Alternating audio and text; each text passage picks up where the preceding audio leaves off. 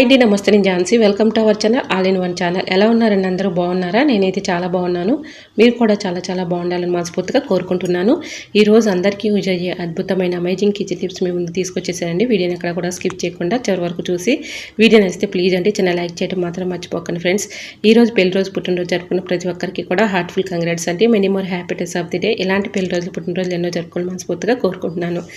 ఇంకా లేట్ చేయకుండా వీడియోలోకి అయితే వెళ్ళిపోదాం. ఫస్ట్ టిప్ని తెలుసుకుందాం. ఇది మీషోలో 75కి వచ్చాయండి. ఇవి చక్కగా చూడటానికి కూడా చాలా నీట్గా ఉన్నాయండి. ఇలా ఫ్రిడ్జ్లో మనం వాటర్ చక్కగా పడినా కూడా వెంటనే తుడుచుకోవటానికి కూడా చాలా చక్కగా ఉంటాయండి. ఇవి 75కి వచ్చినాయి. చూడటానికి కూడా చాలా నీట్గా ఉన్నాయండి. ఇలాంటి కవర్స్ ఒకసారి బుక్ చేసుకోండి, చాలా బాగుంటాయి.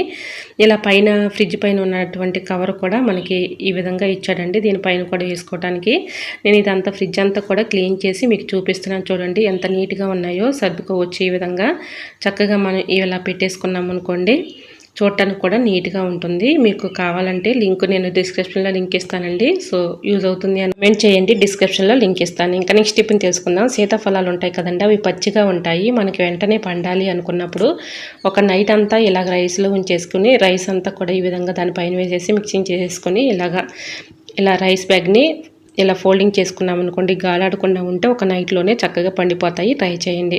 ఇలా స్విచ్ బోర్డు పైన పౌడర్ వేయండి, చూస్తే మీరే ఆశ్చర్యపోతారు. చూసారా? ఈ విధంగా ఫేస్ పౌడర్ వేయడం వల్ల యూజ్ ఏంటంటే, మనం ఇల్లంతా క్లీన్ చేస్తూ ఉంటాం కానీ స్విచ్ బోర్డుల దగ్గరికి వచ్చేసరికి చాలా భయపడుతూ ఉంటాము. ఎందుకంటే కరెంట్ షాక్ కొట్టిద్దేమోనని డౌట్గా ఉంటుంది కదండి.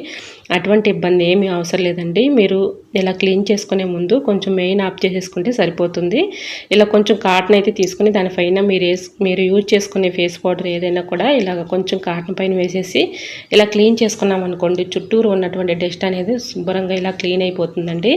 ఒకసారి మీరు ట్రై చేసి చూడండి, చాలా బాగా వర్క్ అవుతుంది. ఇలా కాటన్తో పౌడర్ వేసి తుడిస్తే చక్కగా దానిపైన ఉన్నటువంటి డస్ట్ కానీ మరకలు కానీ ఈజీగా రిమూవ్ అయిపోతాయి. ఇప్పుడు మీకు లైవ్లో నేను చూపిస్తున్నా చూడండి, అదంతా కూడా డస్ట్ వచ్చేసింది. అలానే కాటన్ యూజ్ చేసుకొని ఇలా కొంచెం కాటన్ వాటర్లో ఇలా డిప్ చేసేసుకొని ఇలా మెష్ డోర్ల దగ్గర కూడా మనం ఈ విధంగా క్లీన్ చేసుకున్నాం అనుకోండి, ఈ కాటన్కి ఆ డస్ట్ అనేది మొత్తం కూడా పట్టేస్తుందండి. మనం చాలా చక్కగా ఇలా క్లీన్ చేసుకోవచ్చు. సో మరి మీకు ఈ టిప్స్ ఎలా అనిపించాయో కమెంట్ సెక్షన్లో కమెంట్ చేసి మీకే టిప్స్ కావాలనేది కూడా కమెంట్ చేయండి. ఓకేనండి, మరికొన్ని టిప్స్తో మళ్ళీ మీ ముందుకు వచ్చేస్తాను. అంతవరకు బాయ్. అందరూ బాగుండాలి, అందులో నేను ఉండాలని ఆశిస్తూ నేను మీ Jhansi. Thanks for watching. Bye bye.